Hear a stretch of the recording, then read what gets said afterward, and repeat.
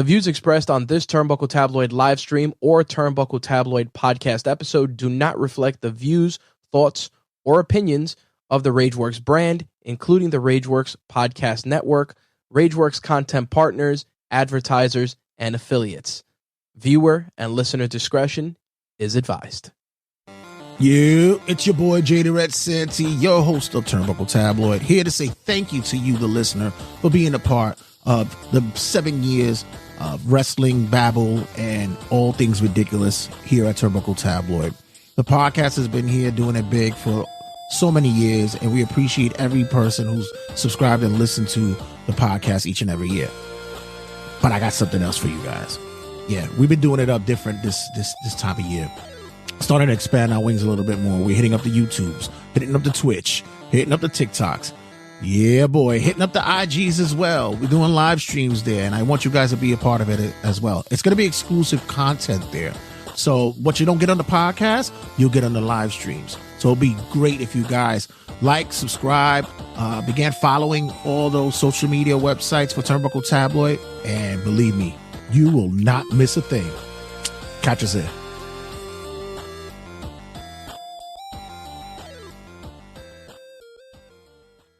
This is your boy, co-owner of House of Glory Wrestling, Brian XL. You're listening to Turnbuckle Tabloid. 5, 4, 3, 2, 1, 0. All engine running.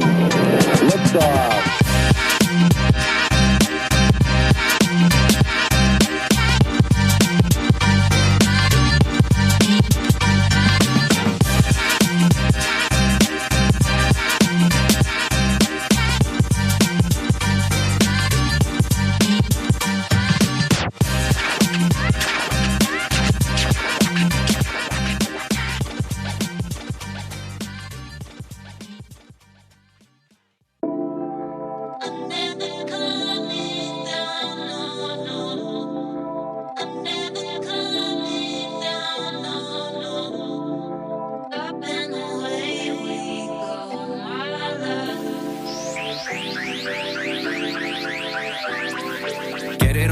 Still I'm moving like a team, yeah. Tunnel vision, got a nigga stepping out a dream here. See, it's my time, so you niggas gotta lay low. Feeling like the word of God, whatever I say, go. Get it on my own, see, I'm moving like a team here. Tunnel vision, got a nigga stepping out a dream. See, it's my time, so you niggas gotta lay low. Feeling like the word of God, whatever I say, go. As I look around, I see my circle getting smaller. Niggas come and go once I task a little taller. But I can't take it personal, cause you built after saying word to who. But actions always speak louder, fuck what your word to do. Too many broken promises and unfulfilled commitments got me questioning the way I'm living. Impossible how I cruise and take control of the mission. Become the controller, how I change when it's time to see something different. Mama said I used to be a sweet child, hit her with a sweet smile. Only say that cause she know my heart is missing. Tell me we blessed be alive, accept the pain, keep head up high, make the most out of the days that God has given. But I can't stand to see a struggle, no vacations, working double type of pain to make you hustle, blowing up the kitchen. Start seeing chicken and it's clouding the vision, cause dreams are completing the mission, not competing with foreigns and vixens. How did my mind change to wanting to find fame when I used to only look at happiness as define things? ADHD had them brow raised and no costume weight D. Still trying to see my niggas bowling HD 4K. Traveling live in color to Norway. From my reality, that's murder and Broadway. On my way to school, they shooting up and getting shot up, that's broad day. I wonder why we roaming the hallways. Want me to settle down, but I won't even take off my coat. That shit done left me with chills, how you expect me to cope and stay afloat after making mama miss work just to say he ain't taking copious notes? This shit a joke. To love me is to know me. Never ask for shit up in return, nobody owe me. Never see me smile up in your face, then we ain't homies. If it ain't blur vision or Guil, then do not bro me, ain't minor, we keep it low key. This here a solid foundation, it's from the ground up. We move around like the Masons can't get around us. They pocket watch when you pay, go ahead and count it up. Times that I was down as fuck, lift my head and crown it up. I can never listen cause you niggas limit dreams.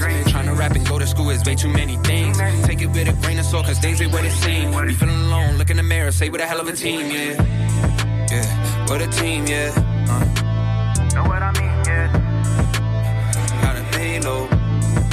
Whatever I say. Get it on my own, still I'm moving like a team here. Tunnel vision, got a nigga stepping out a dream. Feel it's my time, so you niggas gotta lay low. Feeling like the word of God, whatever I say.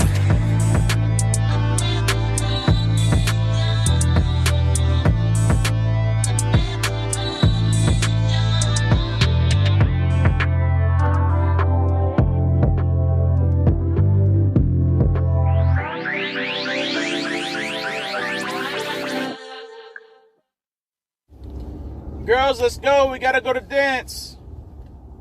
This is Good Dad Angel here. When I'm not taking my girls to dance, I'm listening to Turnbuckle Tabloid. Cause I'm a mook. Give me a fucking mic! Turnbuckle Tabloid cutting a promo. Cutting a promo this week, and I have to preface this with a disclaimer to say, and I've been getting a lot of individuals who listen to the show, comment to me, make some sentiments saying that I'm not an AEW fan, or I'm more of a WWE cultist, or whatever the case may be. That I'm more inclined to show more support to WWE than give AEW a break or any company a break, and that's just not the case. For me, like I mentioned before, and you guys know who are steady listeners to the show, that I'm just a wrestling fan. I have more of a endearing passion for wrestling because of the landscape the way it is now. A few years ago, it was just one horse out of the gate, running on its own, no challengers, and the horse just gets lazy.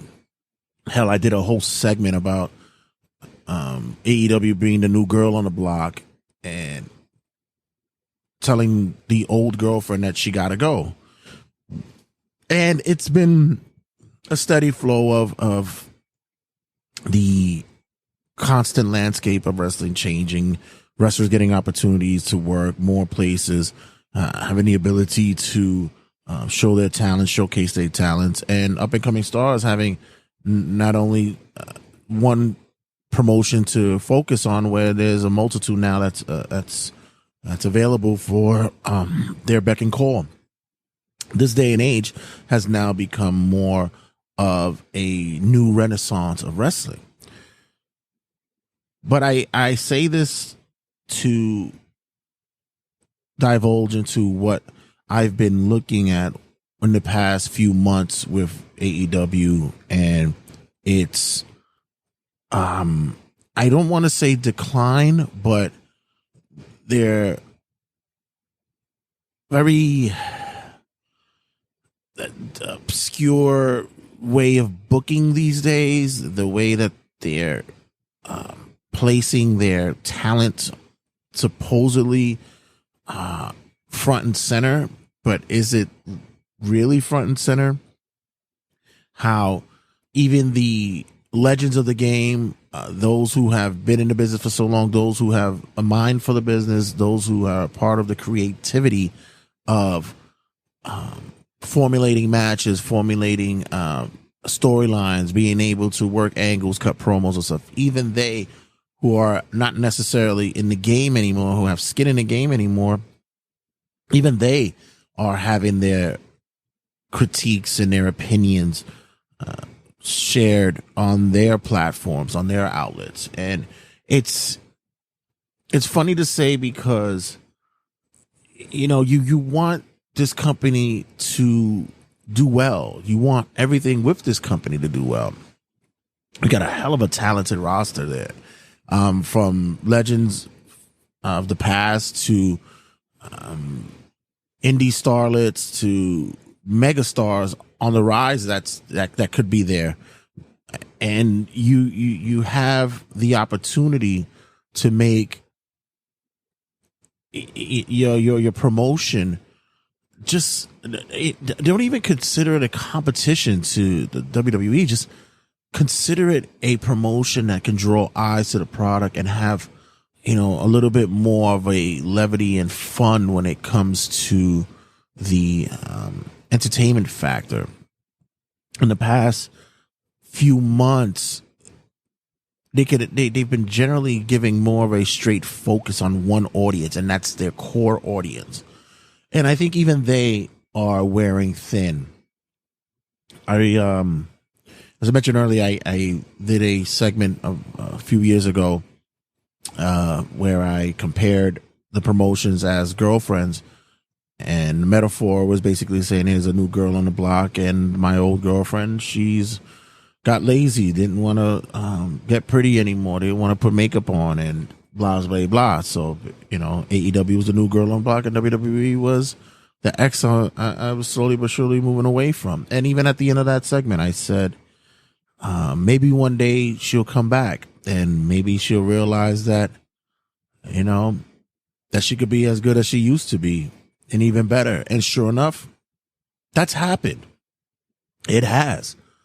The landscape has changed on the other side of this of the pasture.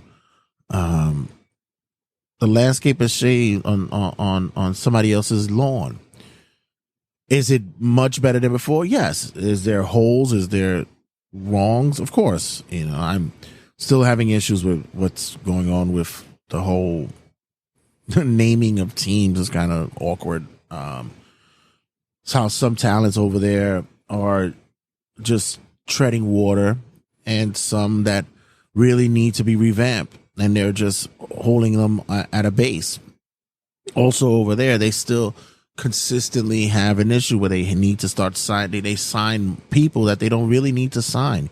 You're having a fluid relationship with TNA, and you're opening the market to other competitors as well. Companies as well. But companies as well. And even still, if you want to look at the competitors, at least they're starting to open up that business line as well to, let's see if we can exchange some talent and showcase both our promotions. And AEW was doing that out the gate as well. That's why they do the Forbidden Door and such like that. But right now, it seems as though that they are just more centralized on looking at what their rational number is. As I mentioned earlier with the girlfriend, what happens is 5 years ago, everybody made a turn and started putting more focus on the AEW because, the old man was still behind the wheel at WWE, and it wasn't changing. It was, no matter if he didn't deem them competition, they were still something new on the block, and everybody started to slowly but surely just move away. Sure, there's WWE loyalists for years upon years. That's not going to change. But they were drawing eyes to what the new shiny object was. And for a couple of years, they had a phenomenal run doing that. Had a great run. It was tremendous. But then it happened. The old man left. He's out. He's done. And now there's been a huge change in story. There's been a true change on the locker setting. How the wrestlers are now more relaxed in the ring. They're able to showcase what they can do inside, outside, and in the ring, more relaxed than they would be with pressure. And they've now weaved to where that they are meshing storylines and such that are just captivating to the old and the young. The WWE fans who moved away a few years ago to make more noise for the AEW promotion saw that this was happening as well. And what they did was they just turned their head and slowly but surely started walking back to what they remember, which was the original WWE. And you're losing a fan base by droves because you're not keeping them around. You're not captivating them. You're not drawing them in anymore. Sure, you got top tier talent over there, but your booking, your I guess your pish posh matchmaking is not really coinciding of what the true definition of an American audience is. And I think that's where we find ourselves in a conundrum. We find ourselves with a problem. You know, this past week, I just looked at Dynamite and there was matches that were on that card. And I go, why? What are we doing here? One of the matches, once again, Orange Cassidy wins. Well, you know, everybody's gonna say, well, you're not a big fan of Orange Cassidy. It's because of instances like this. You had Kyle O'Reilly, you had Orange Cassidy, and you had Roderick Strong in a match. You really put Cassidy over in this match? I think this guy is like the modern day Hogan. It's just, it's crazy how they book him. And then you look down the rest of the card and what you have as opening matches and such, and you're going, why? Why would you do this? It's just it's a perplexing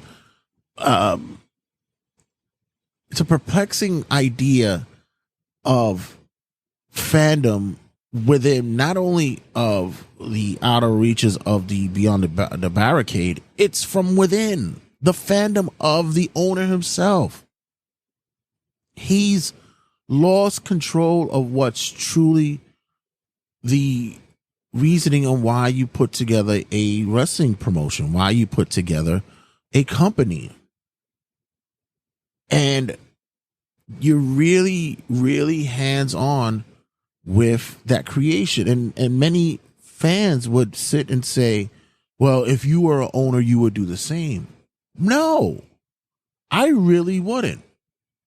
Sure, I would like to, help to pitch ideas. Maybe we could do this, we could do that. But in the end, you want to put the car, especially one of such high expense and style and power, with a driver who can be able to get you wins every week. It's not going to be you if you can't drive. If I don't have an experience to be a racer, I'm not going to jump in the car and just say, hey, I've always wanted to do this. Let's go. No, you're going to put this in you're going to get the right pit crew. You're going to get the right driver, and you're going to get the right sponsors and endorsers, and you're going to be the owner, sit back and enjoy what has been created. Sure, you had a great run early on. The first 2.5 to 3 years, you had booked that solid because that was already something in your mind that you had already set. That was great. Then what? You are now just booking matches, dream matches, just to say, I'm putting these two talents together. Let's see what magic could happen. Big Bryan Danielson fan for years. And I feel that his days, and even he said it, they're closing and such. But even now with the whole build up at Wembley with Swerve Strickland, you're not even showcasing your champion to be the face of your company. How is that? Bully Ray just mentioned on X, I believe, where the billboard, the flyer for AEW Dynamite this past week didn't have the championship belt out there. Didn't showcase your champ. He looks like he was in a regular thrown together match. Didn't have him as a main eventer. And your whole true focus is just putting over other stars from other companies, putting over a promotion that you bought and have no idea what you're doing with it, Ring of Honor. And you're really trying to keep that viewership ratings number because it looks good to the network, you think? When reruns of another show comes in at around 850, 900, and your numbers are dropping down to 6, that's a drastic fall. Hell, I walked away from the Monet Sheeta match And I just couldn't get into it. Especially you old had it as a curtain jerker. I couldn't even get into it. But this is what you're doing to keep your audience, keep your crowd. It's just, it's become now where someone might have to intervene, and this might have to be something to where an intervention has to be put in place. And I say this seriously because someone has to give this guy a reality check and let him know this isn't working at all. We need to find a way to stop the bleeding, because the company won't lose money, but you're gonna lose possibilities. You know, they just recently announced that there's a possibility of AEW launching a pay-per-view in Australia in 2025, and you know there was some that was saying, well, I bet you now the WWE fanboys are gonna laugh at this. Well, I would have laughed at it because I laughed at the Wembley shit and they shut me up. Good job. Kudos to them. Great. But at the same time, Australia, that's a gimme. They're starving for wrestling over there. They'll take anything that you can give them. They'll love it. They'll come out in droves. So that's not going to be an issue to sell out an arena over there, or possibly a stadium. That's a gimme. Most of these companies that go somewhere else, they'll sell out because their countries are starving for, you know, international or domestic wrestling, and that's what it is. No shocker here. And I think Wembley this year will be fine as well. Will they draw the numbers that they think they would? Probably not, but they're still going to have a good. They're going to get a good attendance there, because once again, England loves their wrestling. But we got to take into consideration, you could do that elsewhere. What are you doing locally? What? By this time, 5 years in, you should be elevating your venues. You should be able to steadily hold 8,000, 9,000 at least 5 years in. You know, say what you want about TNA. They weren't really able to always captivate and grab an audience to that. But there was a time being network-wise, they were drawing numbers. They saved money by staying in one location. They had the audience there. But network-wise, they were getting their money. They were getting their viewers. Is that, you know, I know a lot of people would compare AEW to WCW, but are they though? I would compare them more to TNA because their venues are smaller. They're only really focusing on keeping that ad revenue going on with the network. Hopefully the network provides them with the contract that they want, the deal. But you know, they're a destination for talent that has been misused or unwanted in other places, and either they sink or swim, and a lot of times they're just floating. They're just there, not even swimming. AEW has to find that one individual or group of people who can go up to the owner and say, boss, we got to do something, because we've got guys sitting in catering for weeks on end who aren't injured, who aren't involved in anything, and just sitting around getting a check. That's astounding. And that's why people will go there, because they'll be like, why, you know, if I don't have to work, pay me just to stay the fuck home. And you got a lot of talent who are just waiting for that clock to hit to say, hey, I'm punching out. All right. Be it for their daily routine at work, or when their contract is up, so it goes, say, you know what, you're not using me. I want to go somewhere and work. And they're just waiting for the clock to go. Find it very, very interesting that this is what AEW has become now. I'm watching, like I said, I'm watching Dynamite, and the flow of the show just didn't transit. It's not transitioning well. It's just not clicking like it used to.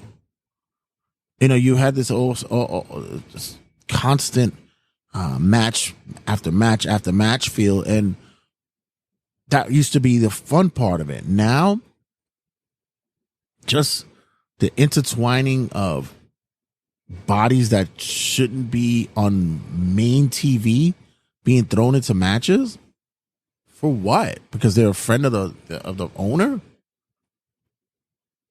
Nobody's asking for that. And we could see that it just it's a hodgepodge of different personalities thrown in matches because, you know, I can't even say why. I can't even give a reason for it. But in any case, my thoughts is I want to see a turn. I want to see something happy with this company makes a push to get back to where they used to be at. And right now, it doesn't seem that way. Well, maybe we could see some kind of upswing at All In at Wembley, and then after that, we could see maybe a reboot, a restart, refresh. But I gotta say, I don't see that if Tony's not able to let go of that steering wheel and let somebody else drive the Ferrari. Guys, when we come back, we have much to talk about on Wrestling Rundown. Our boy Whole Milk Mike makes a return. Co-host of History and Headlocks on our network, New York Wrestle Media, and much to talk about there, and much more, guys. So don't go in and stick around. Check you guys in a sec. Hi, this is Ariana Natagrande, and you are watching Turnbuckle Tabloid. It's Wrestling Rundown with Jay Santy. Live from New York, it's Turnbuckle Tabloid.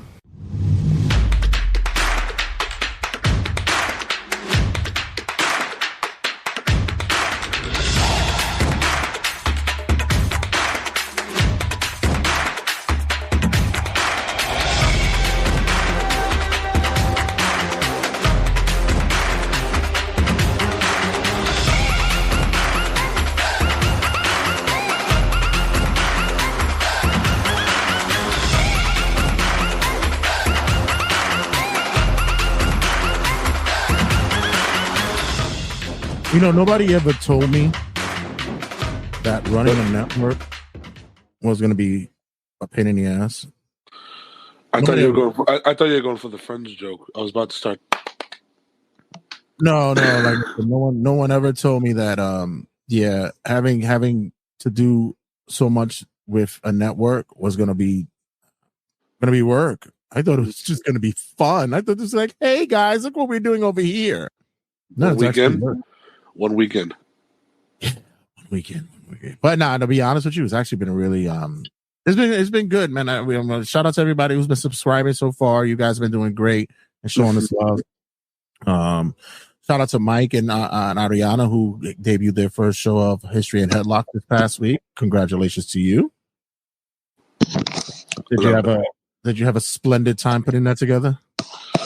I mean, you can hear me. You can hear how excited I was during the recording. So was that excitement or near death? Which one? A little bit of both. But you know what? I was very pleased to hear a lot of feedback from a lot of close friends saying did a good job. They give some criticism, but you know what? Overall, they really liked it. So I'm happy it was a success. Hey, listen, you got to take the compliment sandwich. It's all about well, absolutely, yeah. Being able to take not only the good, but also the criticism, the thoughts and opinions of others. It's something I've been dealing with for the past years, dealing with a podcasting and shit. But the network is ever growing. Still got more content coming down for you guys. Got more segments, more shows on the way. and it's going to be a filling network for the soul for everybody. It's going to have not only just going to be wrestling. We're gonna move some stuff around. We're gonna have some different subject matter, change it up, make it a potpourri of different things, but also make sure that we stay true to our true love, which is, of course, professional wrestling. So, other than that, we're excited for VXS. Shout out to our boy Isaac, that punk Isaac. Big show coming up on August 23rd. VXS, that's Arrival 2. Guys, get your tickets now. It's in Ridgefield, New Jersey. It's right across the way, one skip and a jump away across the river. If you're in the New York City area, it's going to be a packed venue, and as well as a packed show. Main event for that has got to be Homicide and Kenta, right? That's going to be a banger right there. First time ever. Oh man, that's going to be. I got a shout out to the boy, at our boy Ray as well at Respect the Craft. Respect the Craft, who just pulled up and had an interview with Homicide as well. Our boy does big things, and of course, Homicide being in front of the show is always open to have a conversation. Can't wait to see him that day. I already know he's gonna be talking shit, so it's gonna be something. It's gonna be something special that day. But yeah, so that's what's good, brother AJ? Brother AJ is on TikTok right now, showing some love. Got that punk Isaac right there. Isaac, you got to reach out to me, brother. I told you we got to set something up during the week so we can do some promos and shit for the show.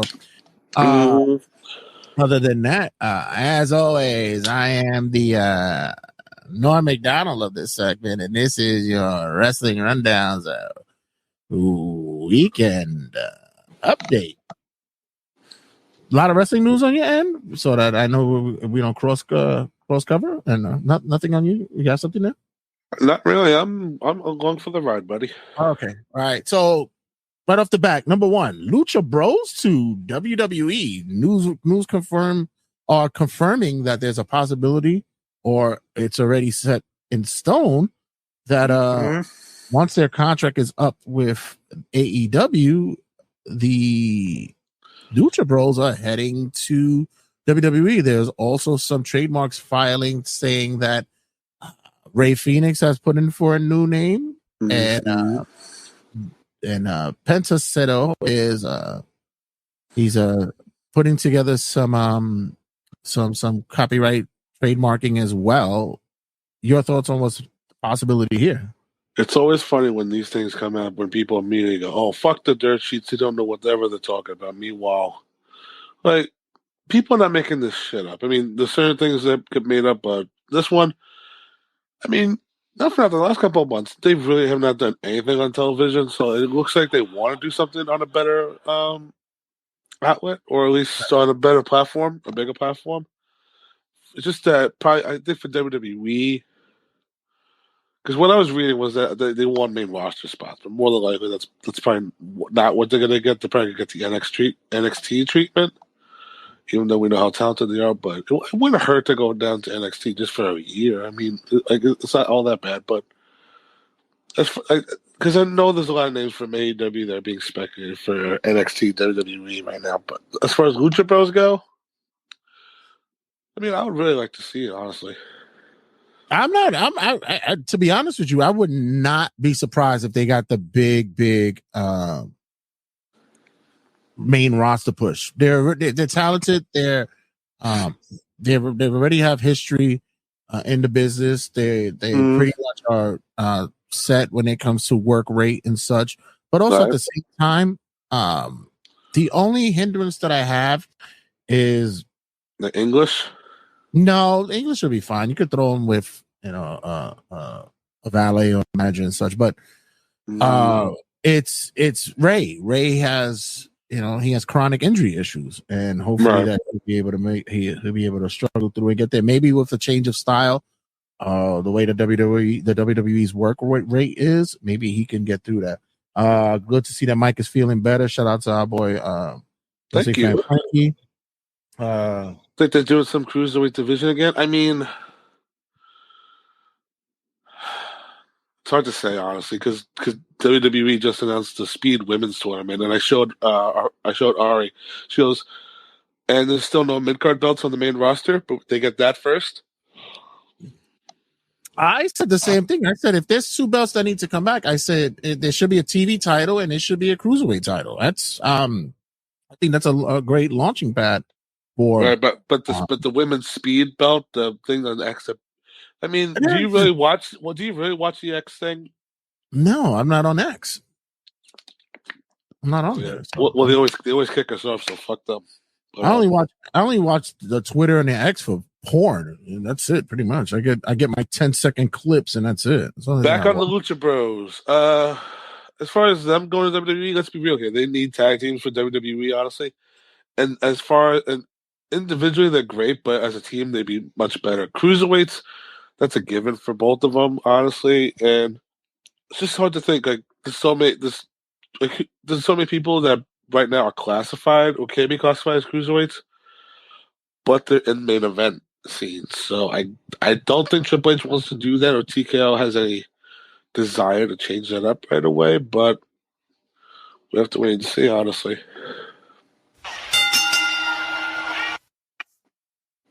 Do you believe in Joe Hendry? Joe Hendry's apparently got one of these unheard of contracts. It's actually an independent contractor being an independent contractor. It's like, oh my God, they do that kind of thing. So apparently Joe Hendry has made a deal in which that he's able to spread his wings and make money where he's needed.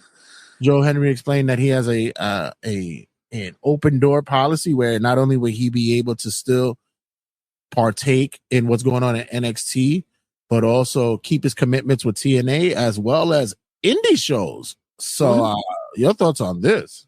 I mean, it's perfect. I mean, the guy knows his worth, and he knows how to negotiate. So he knows where people have seen him, or people are going to be able to see him. I mean, he was just here in the, I think this past weekend for autograph signing in New York City. So, and the line for him was nuts. And we're going to hopefully see him on September 29th for House of Glory. Yeah. What was your reaction when you saw that, when they did the whole countdown, and then they did the whole his face popped up?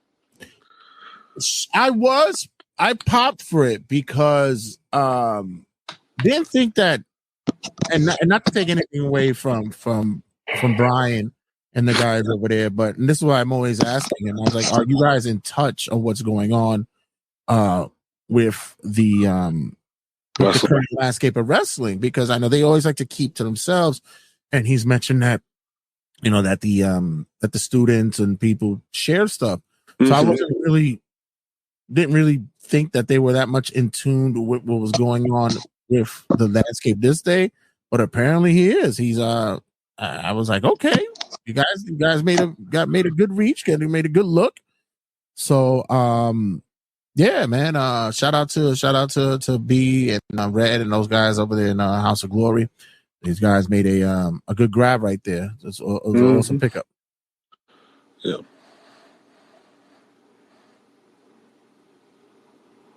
Next up, unfortunately, we lost another legend in the business this past week. Our condolences go out to the Sullivan family. Kevin Sullivan, one of the masterminds of early days of wrestling, and also the leader of the Dungeon of Doom. That's where Mike really knows him very much. So, one of the biggest minds in WWE, WCW, and the Florida Territory's history. Passed away. Resident of originally from Boston. You could tell because that Boston accent went with him everywhere he was. He was Boston true and true. And the man, although for his height, was a massive being when he was around him. Met him a couple of times at Outlaw Wrestling. Real nice guy, real cool, approachable.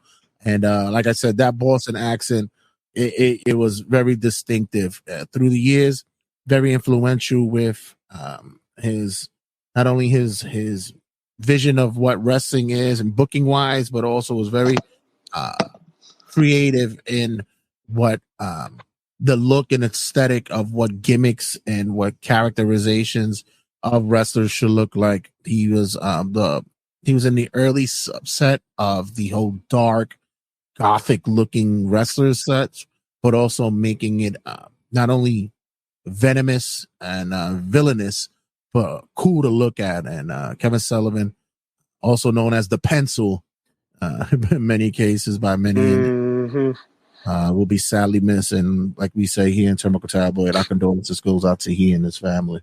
Mm-hmm.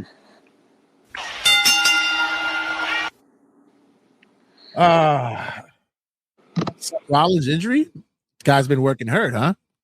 Which one? Seth Rollins, you said? Rollins, yeah. Mm-hmm. I mean, this is why they bring him back if he's not even fully healthy, which is, I don't understand. But you know what? At least they used it for a big angle to get somebody over. So, right. I thought it was smart for the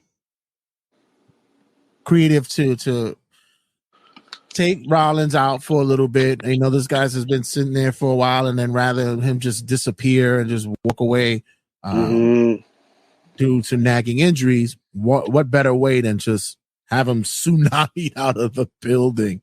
We saw this past week, and it also elevated Bronson Reed as well, doing the same on R-Truth this past week on Raw. Mm-hmm. But Seth, I believe, not sure. Did we confirm if he's re-signed with WWE? Did we see any confirmations with that yet? I haven't seen anything about him yet. All right, so just LA Knight and Randy Orton have re-signed. So this is probably their ways of still going through contract negotiations with Seth, keeping him off TV for a little bit until all things are good and plenty. Mm-hmm. And well, I don't see him leaving. I don't think that's possible at all.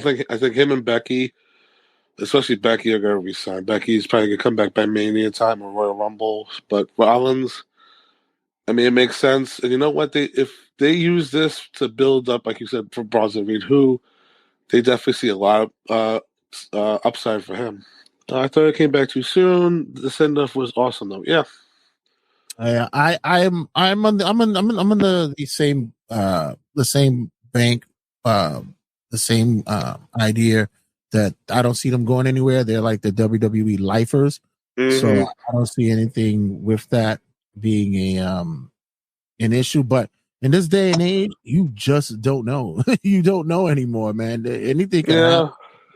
So we'll see what goes on with that, and we already know that once he comes back, it's going to be a big build up, and he still has some loose ends to tie together with Drew McIntyre and Punk. So we'll see how that goes. Mm-hmm.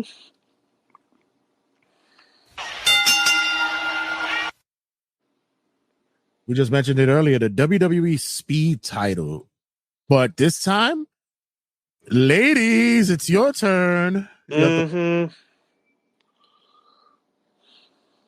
What's your thoughts of that? It's there. Next. I don't like I said, I don't partake in the X because I'm like, like I said, I'm not on there, and whatever snippets I see, I can see it on YouTube. That's it. It's just, I like the concept. I like that it's a fast paced, quick moving show. But as for it being something that I'm gonna watch constantly, no, I'm not watching that. Angelo Dawkins versus Baron Corbin was the longest 5 minutes I've watched in forever. Wait, Angelo Dawkins and who? Baron Corbin. Oh Jesus Christ! Yeah, I might have tapped out after a while as well. Not for nothing, Jay. You like adding more titles. If they add the X tag titles, I'm done with this whole concept. Oh no, they can't do that unless they 5-minute tag matches. No, they're gonna make it. They're gonna double it because it's tag, right? Next topic. Okay. Wrong one. What the fuck is that? Speaking of also jumping ship, is there a possibility we will be seeing Ricky Starks in WWE? Yes. Without a shadow of a doubt. We've been speculating this for 2 years now. It's a done deal, right? His best friend Cody's there already. I know they've been his best friend CM Punk as well. Yeah, this gotta happen. This is there's got to be something in which that it comes to fruition. Hopefully, they can curb the recent leg injuries to some of their ladies. This is with the issues with the ladies' injuries. It has to do something. All their ACLs are just breaking. Yeah, it has to do with the training regimen. Mm-hmm. Yeah, which is weird. Maybe a little bit too much powerlifting and such. Corey Jade is out for it with her second one, and she's still recovering. The Kid Alliance, she's moving around. Where the hell are you, fucker, in the ring? But she'll be making her way too, and everybody's gonna be going. This is why I want people that watch it live. I want people to comment because I'm interested because I see a lot of people are split on this with Ricky Starks. Do you see him as main roster or NXT bound as soon as he goes to WWE? I'm kind of interested where people stand on Ricky because you have your Ricky fans, but then you have people that feel that he could benefit like with Ethan Page and NXT because Ethan Page can be main roster right now, but it doesn't hurt to go to NXT for a little bit. Ricky Starks on NXT takes it to 5 levels higher. Automatically. Yeah. Especially with them on the CW, elevates it even more. As a heel?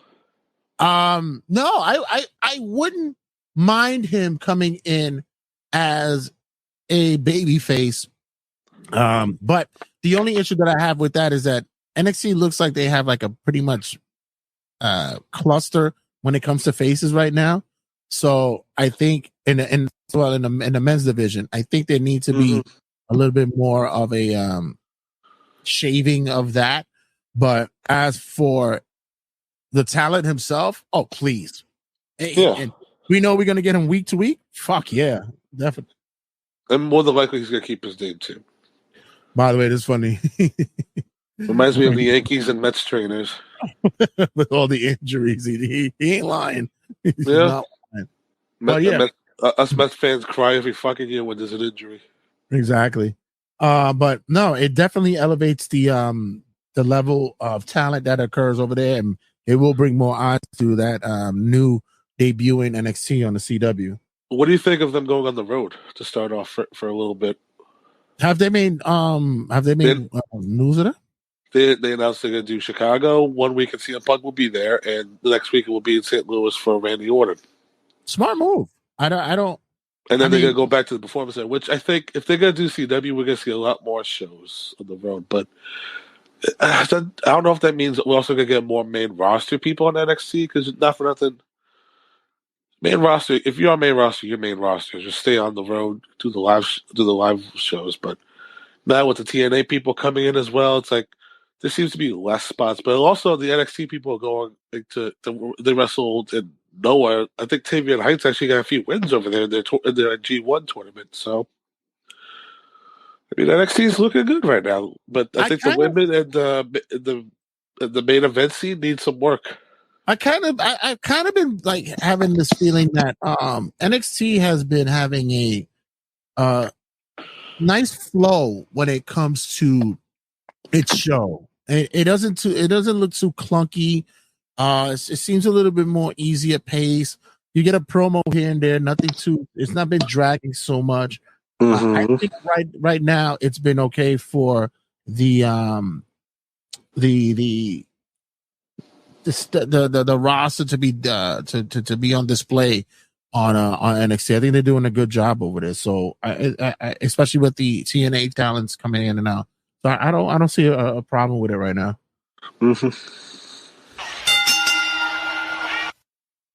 We mentioned earlier that LA Knight has re-signed with the WWE, as well as Randy Orton. The Orton signing comes as no surprise because, as we say, this guy's a lifer. And with 5 years for Randy, LA, I think 3. And I just saw before we went live too. Gable revealed on Viv Wheat that he signed for 3 years. Gable? Chad Gable? Yeah. Because remember, his deal was up by Clash, and we knew he re-signed, but he revealed he re-signed, but he now revealed that he signed for 3 years. Oh, okay. Which is fine. So far so good. Listen. Which is good. I mean, he's got a win. I'm hoping now that they have all of them together, the Creeds and Ivy, that they're going to start doing something now. So Well, the thing for me is growth, giving time for growth, giving time for letting things build up. So far, we've been seeing that happen, and it's also about investing yourself. And I think that right now there's some measure in which you got to start cutting the fat. I know people were upset. Shout out to M2 Inc., who was not pleased with the Bobby Lashley release and such, and over there. But at the same time, when do you let go? When you have to start realize that you have to let go of others so that the ones that you like can become the stars that you want them to be. It's part of wrestling. It happens. It's got to be that way. I mean, eventually AJ Styles is going to hang up the boots, and somebody else is going to take his spot. Right, exactly. This Punk's not long for this. Drew's not long for this. Rollins, it's just only a matter of time because the younger guys that Triple H wants. Randy did a 5-year because he knows it's done. It's going to happen soon. He's going to be out that door soon as well. When he's 50, he says he wants to reach 50, and you know what? That's a good goal for him. And you know what? Right now, he's on the best role. Well, record-wise, not really, but physically, he looks incredible. So he looks fantastic. And right now, this is the he looks like he's enjoying himself, having a good time. And I think that's the other thing too that brought a feeling in that locker room. Now is that now it feels as though that you're not under the microscope. You're not being monitored and watched too closely by the old man right now in more ways. So unfortunately, I think there's more of a sense that we need to see. Unfortunately, those moments where some talent got to go and some have the ability to fill in those spots. Someone came into a conversation in a group chat that I was looking at the other day about Karrion Kross, the thoughts about him. And I said, for me, Karrion Kross is in a wrong spot with a wrong angle, storyline, whatever the case may be, you got going on the faction. It's just, it's not working.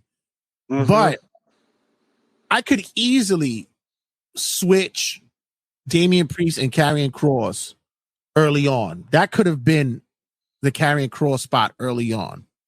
But I can see Karrion Kross be like, you know what? Judgment Day kind of needs like a muscle, and you know what? It wouldn't hurt to add another female. So just have Karrion and Scarlett go straight to Judgment Day as well. That would probably be the better look, honestly. Mm-hmm. Let Paul Ellering just keep let him have his two big muscle men, and that's let him have that. Because I think the intention of like Karrion Kross leading his own faction is a good idea. It's just that when it's a tag team plus an old man that doesn't do anything, doesn't talk or anything, like what's the purpose of that? And they only put over Lashley. And I will say for the Lashley thing, it does suck that he's no longer with them. But right now, I look at the landscape. There was really no position for him. Honestly, you could put him with Cody, but it really wouldn't work. And the only people that suffer is the Profits and BFAB because he was pretty much the leader of the group, and now they're just on their own. Now the Street Profits just have a valet that's not Montez Ford's wife, which is kind of awkward now. Nah, listen, she could be like, you can't even say Dawkins because we just saw he just got married. So I mean, that's gonna be weird. No. But no, I think that I think that there's that understanding that, and they know the business, especially now with the landscape of wrestling. Now there's opportunities around that's going to be around for everything. Hey, Lashley will easily fit in with a new company that's happening, that promotion that's growing, and we'll talk about at the main event. But he can easily so. Tommy Billington, the nephew of the Dynamite Kid, signs with AEW. Have you been keeping an eye on him? Have you been watching? He looks like Dynamite Kid. He does. That's all I could say about him. It's scary. He's got just like him. Same physique, same kind of build, short. Saw him ring wise, still a little green, but you could see that there is something going on there. He has something. I'm just wondering, what are you going? What's going to be the big payoff? Are we going to keep him in AEW? Are we going to move him to Ring of Honor? What's going to happen? Here's the thing. you have Tony Khan has Ring of Honor, and the idea is to be developmental for a lot of these guys that are not ready yet. Fucking use it. I mean, at this point, if the TV rights thing comes out and they want to rename ROH or AEW Rampage to AEW Presents ROH Rampage, what a fucking mouthful. But fuck it, at that point, give them an hour on Rampage. Give them that show. Because that's the one AEW show where nobody gives a fuck about. Legit. You put anything on Ring of Honor for an hour and that'll be it. No, I agree. I definitely agree. This kid, I don't know, ROH TV champion. I don't know. I don't really know. Hey, listen, they got enough. Pure champion, maybe. They got enough belts going around over there. They're good. He'll be fine. God. Dustin Rhodes in 2024 is a trios champion.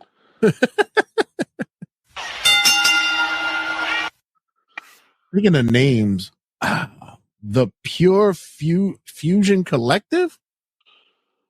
I mean, that. I mean, here's a weird thing. I'm not as mad as this one than what was rumored to be the new Judgment Day theme. What new name? Street Trash? Yeah, no. That sounds like a 80s toy. Like it's like it could be like a Garbage Pail Kid or some shit like that. Like I don't know. Not a big fan of these. I guess they're running thin when it comes to names. They're not sure. I don't know. Listen, as great as WWE's been doing in these past few months or so, they've had their hiccups as well. So I mean, let's be honest here. I mean, the Pride was not that good either, and they refused to call them that on television until the draft. Right. So, I mean, honestly, I mean, it was probably a Sonya Deville idea. You know, with her background, I see. That's why I'm not like as mad about this thing because you know what? Because they could kind of blend that together because of their lifestyles. So I'm not mad about this one. This is probably the least offensive one, honestly. I mean, people what does it even mean? What's a Pure Fusion Collective? What is that? I don't know. It's better than Submission Sorority, or whatever the fuck. That was actually great. I actually liked that. I was like, oh, wait a minute. I forgot. Oh.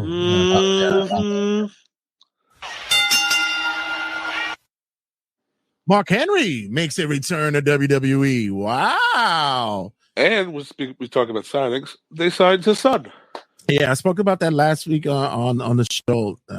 And from what I heard, Ariana said she saw him in Philly. She said he is humongous. So he's going to be a problem in WWE. Just like Papa? Yeah, it seems as though that he's got that legacy thing going on with him as well.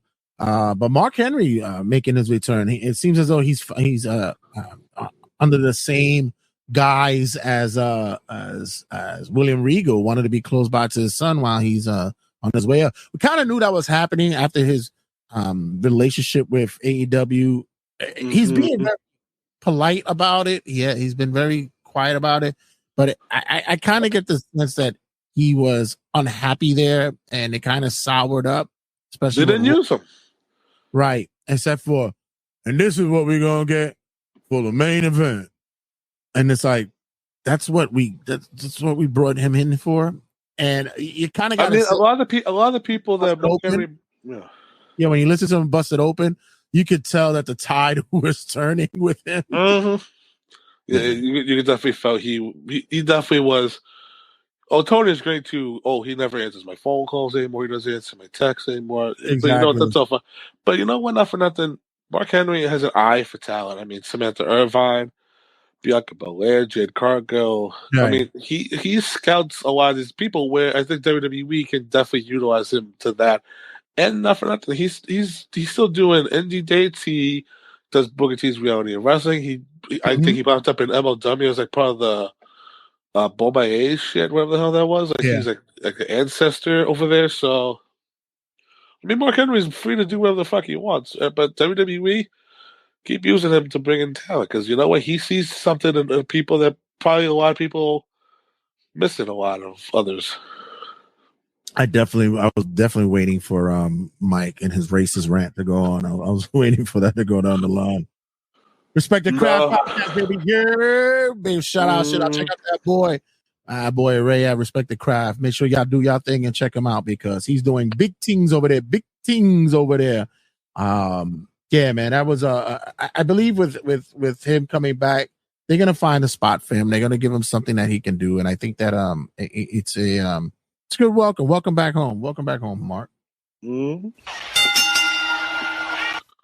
Speaking of signings and such, did you see that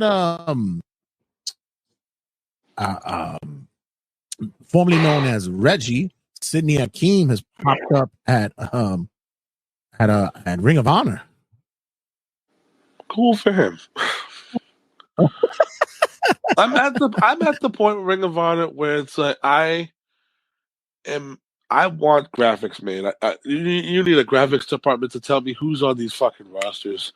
I would rather them do an online brand split, like make it official at this point, because I think enough of you. I get it. You gotta use AEW people for Ring of Honor to have people buy Ring of Honor. But guess what? Nobody buys Ring of Honor. Nobody wants to. There's nothing that separates them. It's getting that bad over there that you can't figure out who's what and where. You can go on the website, but then it's like a bunch of people that all of them are under the AEW banner. I mean, Adam Copeland's under Ring of Honor, and that motherfucker has appeared once for them. I love it because our boy M2 Inc. I sent him a message about it. He goes, "Wait, Reggie's there?" Like he was like bad excited about it. So I was like, "Okay, yeah, guys, got much to talk." Yeah, he's about. there. And as always, you got audio playing in the background. Yeah, I got it. Yeah, because I'm setting something up. Did you hear it? You weren't supposed to. You weren't supposed to. So yeah, Reggie. That's why I said there's audio playing because I'm hearing it. Oh, okay. Yeah. So Reggie's popping up over there, and I guess this is maybe for a trial basis. He popped up at a. Of course, it is. I don't know if it was a taping or showing, but okay. Well, they're doing a bunch of tapings at in Texas, right? They're still in that one arena for a month, right? I mean, who's the guy M2 loved that he got very pissed that they released Slim J? What the fuck? That was his name? What's his name? I think it's Slim J. Slim J, yeah. He got so mad. He goes, "No, he had potential." I go, "You liar." Before we go into the main event, I want to run an ad break here for us here at Turnbuckle Tabloid. Our boy, where is it? Oh, where'd he go? Oh, there you go. Oh, there you go. For our boy at VXS. Subscribe, be a part of New York. Talk about, as always, check you guys in a sec.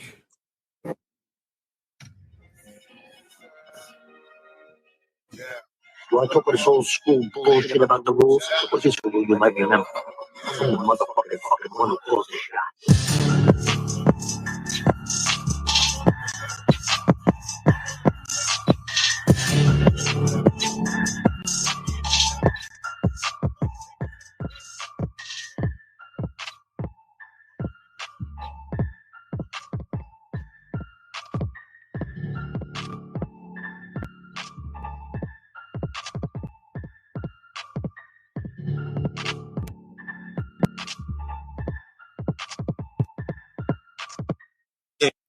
Let me tell you, I am like mad stoked for this show. The only thing that I say that bothers me is that it's in Jersey, but we're gonna show love. I've been there before. I actually love the Mecca. The Mecca is actually a really good venue, man. It's a fun spot. So, guys, check out the peoples at VXS Wrestling for Arrival 2. Big main event. There's much more, so you guys don't want to miss that. No, we're coming deep. And this leads us to the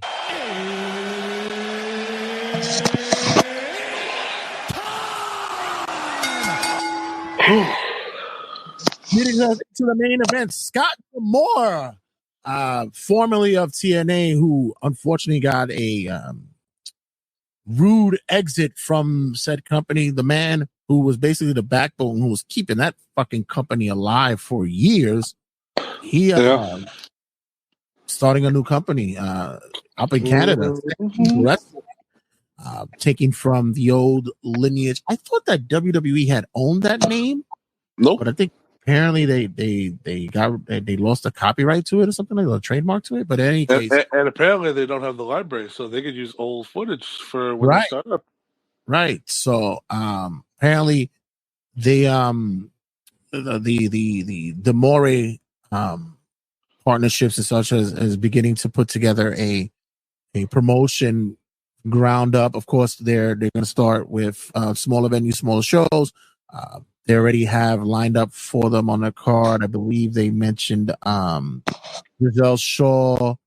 I believe his wife. Moose was mentioned. Who's his wife? Giselle Shaw is Scott D'Amore's wife. Oh, I didn't know that. Oh, that's cool. Didn't know that. And Josh Alexander will be there as well, and much more. So pretty much everybody that loves Scott D'Amore that was angry that he got fired from TNA. Of course, but I'm happy for this because I want to see that there's more growth and opportunity for wrestlers, as well as the ability for us as wrestling fans to get more wrestling under our belt, especially that's going on with the current landscape with wrestling and the opportunities we have to watch as right now. Canada as well, Canadian wrestling needs to make a comeback. There's been a strong influence from years back with the Hart family, Stu Hart and such, with the technical style.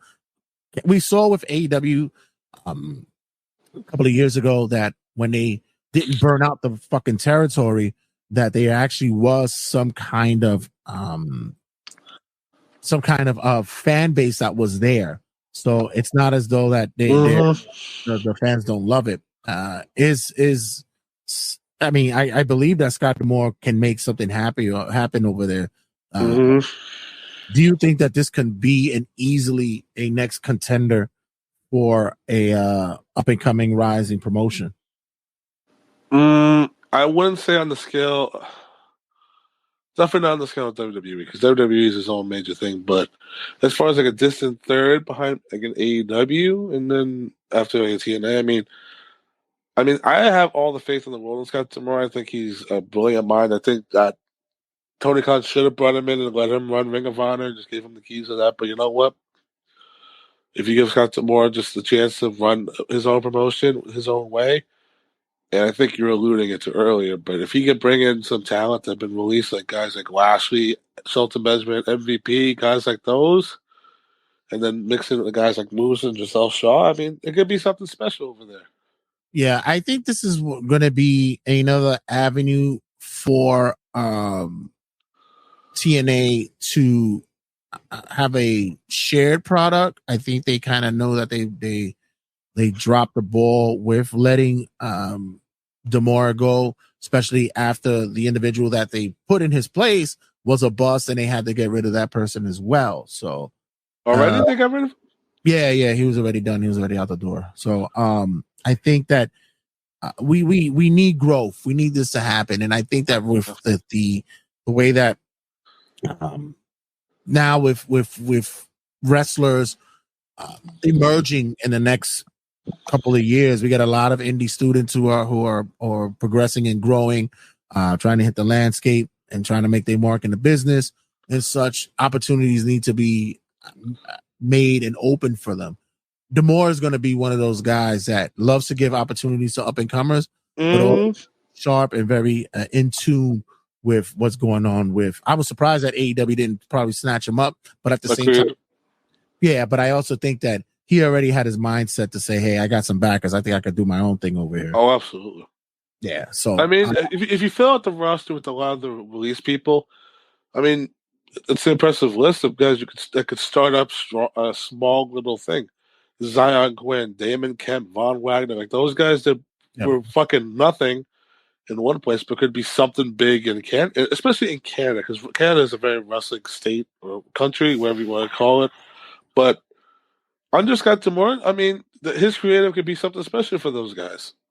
Yeah, I'm excited for that company, and I'm hoping, crossing fingers, that we could actually get a network deal somewhere where we could find them and not have to dig through the couches of the cable networks and such. Well, at least get them on a streaming site that's easy for us to get to. That would be Scott Demore's biggest fuck you to TNA, that he gets on a bigger TV scale than TNA does. Fuck it, even if he gets on Tubi, who cares? Like, just absolutely get up, something.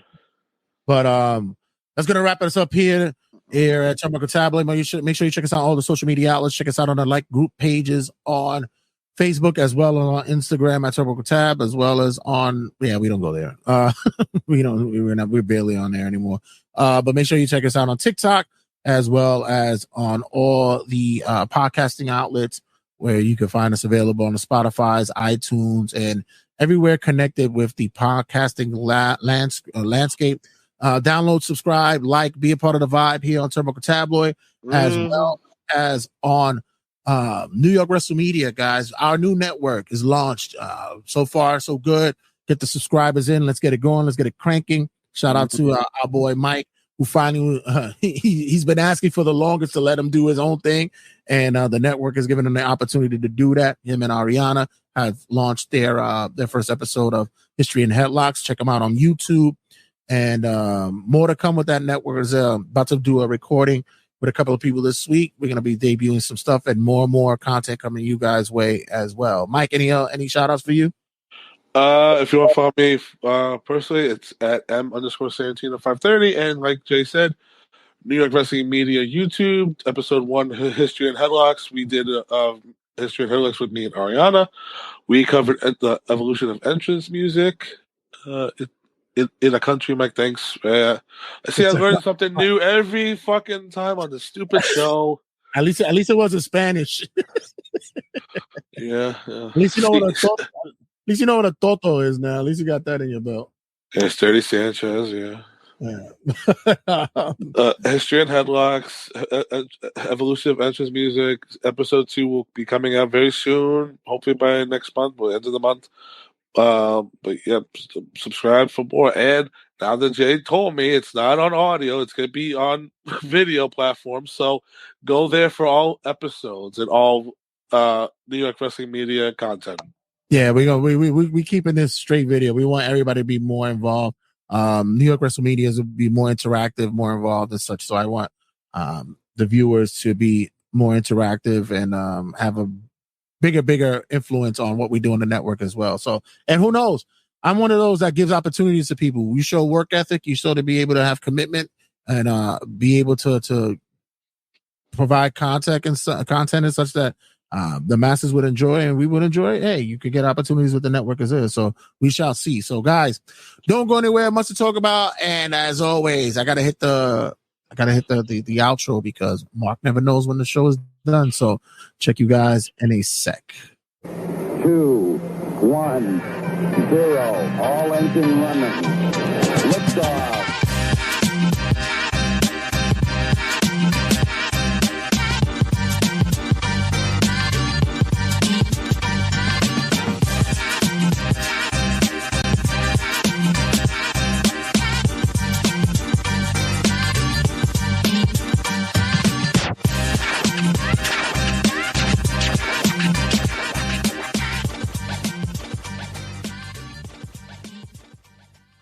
Turnbuckle Tabloid.